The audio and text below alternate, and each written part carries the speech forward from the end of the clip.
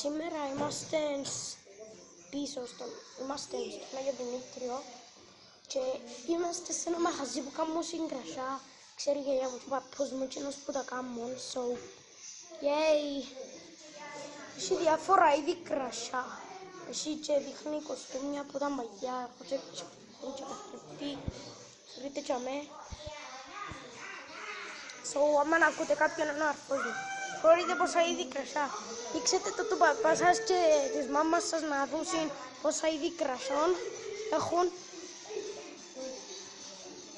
Έχει και κάτω.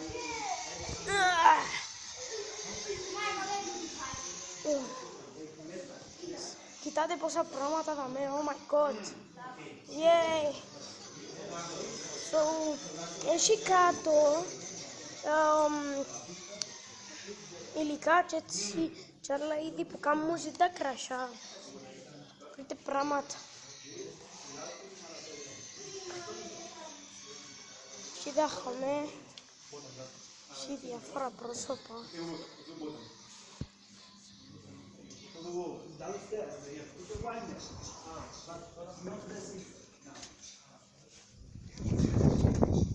Ξέρεις, έχει για πράγματα.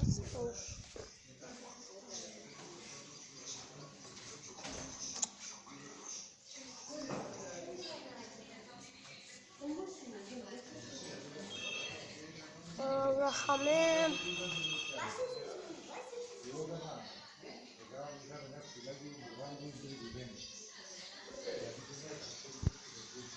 πολλά ωραία. Έχει κάτω σκάλες που κατεβαίνεις για να πάεις να δεις πως φτιάχνουν. Έχει το Unsunset. Δεν ξέρω αν να πάω κάτω. Προς το παρόν αυτό είναι το βίντεο. Bye. So guys, αυτό είναι το βίντεο. Δεν πήγατε λίγα κάτω. Like, comment, subscribe και share να το δουν κι άλλοι. Bye.